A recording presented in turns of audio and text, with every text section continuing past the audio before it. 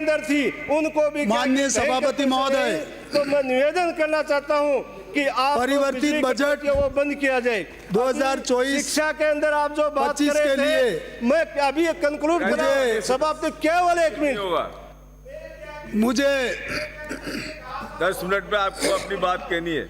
मुझे बोलने का अवसर दिया है। माननीय सभापति महोदय, मेरा सौभाग्य है कि मुझे मेरे जीवन में पहली बार इस लोकतंत्र के मंदिर में बजट पर अपनी बात रखने का आपने मौका दिया। मैं इस बात के लिए मेरी विधानसभा सागवाड़ा और वागड़ की जनता का भी आभार व्यक्त करता हूं कि आपने मुझे भारी बहुमत से जीताकर अपने क्षेत्र के चहुमुखी विकास करने की बात रखी, प्रतिनिधित्व करने यहाँ भेजा। माननीय सभापति महोदय, माननीय भजन लाल जी शर्मा साहब, मुख्यमंत्री एवं वित्त मंत्री महोदया दिया कुमारी जी का भी मैं धन्यवाद देता हूं कि इस बजट में 2024 में पूरे राजस्थान के चहुमुखी विकास के साथ साथ वागड़ का भी पूरा ध्यान रखा है।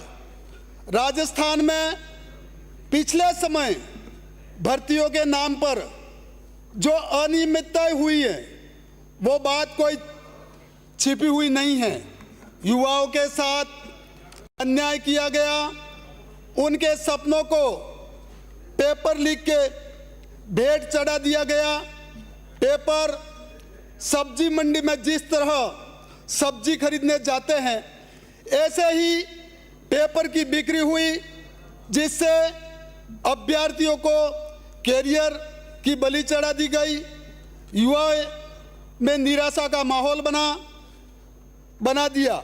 आज के बजट से युवाओं में एक नई ऊर्जा का संचार हुआ है एवं 1 लाख भर्तियों का रेड मैप तैयार कर नई उम्मीदें बना दी हैं।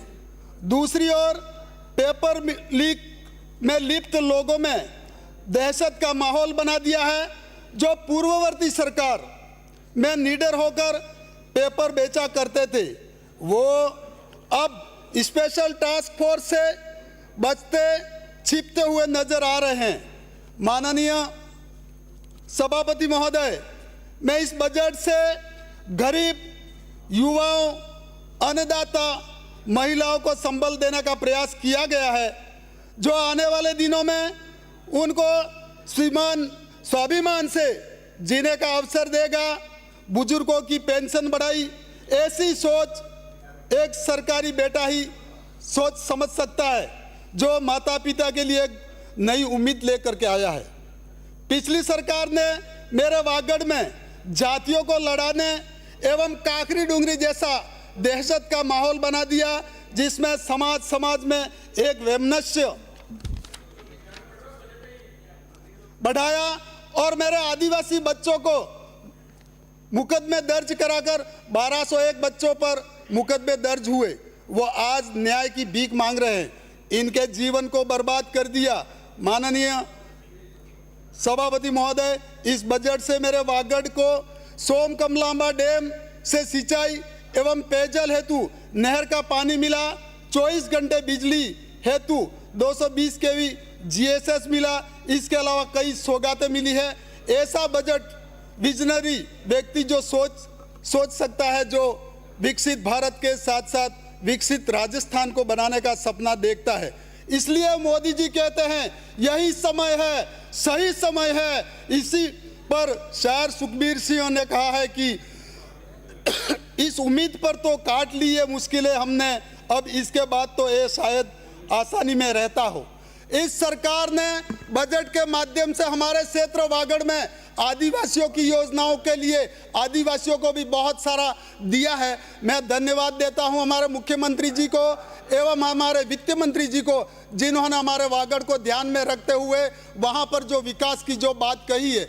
और मैं समझता हूं आने वाले समय में भी आज का जो बजट है उसको देखा जाए तो आने वाले 5 सालों में ये बजट जो है आगे बढ़ करके हमारे वागड़ का, डूंगरपुर जिले का, सागवाड़ा विधानसभा का बहुत सारा आगे विकास होने वाला है। और वहाँ जो किसानों के लिए जो बहुत बड़ी समस्या थी, पानी की समस्या थी, उस समस्या का इतिहास में पहली बार समाधान हुआ और वहाँ कैनाल से पानी देने का काम किया। इसको 130 करोड़ रुपए दिए हैं। मैं धन्यवाद देता हूँ सदन के माध्यम से आदरणीय मुख्यमंत्री जी को, वित्त मंत्री जी को मैं धन्यवाद देता हूँ। यहाँ पर हम सब लोग बैठे हैं हमारे यहाँ जितने भी सदस्य बैठे हैं, राजस्थान की जनता की पूरी नज़र है कि हमारे लिए कुछ करेंगे। मैं आप सबसे यही निवेदन करना चाहता हूं कि आने वाले समय में जो हमारे वहाँ वागड़ में विकास की और भी बहुत ही ज़रूरत है। मैं विधानसभा सागवाड़ा में एक बहुत बड़ी इंडस्ट्रियल खोलने के लिए मैं निवेदन करता हूं सदन को कि वहां 20 से 25 हज़ार लोग, युवा लोग काम करें। जो बेरोजगार हैं, जो गुजरात के लिए जाते हैं, पलायन करते हैं, वो नहीं जा करके यहीं अपना गुजारा करें, ऐसा मैं निवेदन करता हूं। आखिर में मैं आप सबने मेरी बात को सुना और मुझे बात रखने का मौका दिया, इसके लिए मैं आप सबकी ओर से सागवाड़ा की जनता को भी बहुत बहुत धन्यवाद देता हूँ। श्रीमती इंदिरा 5 मिनट। 32 हो चुके हैं, आप बीच में ही रोक देते हो। माननीय अध्यक्ष महोदय, माननीय सभापति महोदय, आपने मुझे बजट भाषण पर बोलने का मौका दिया, मैं आपका धन्यवाद करती हूँ।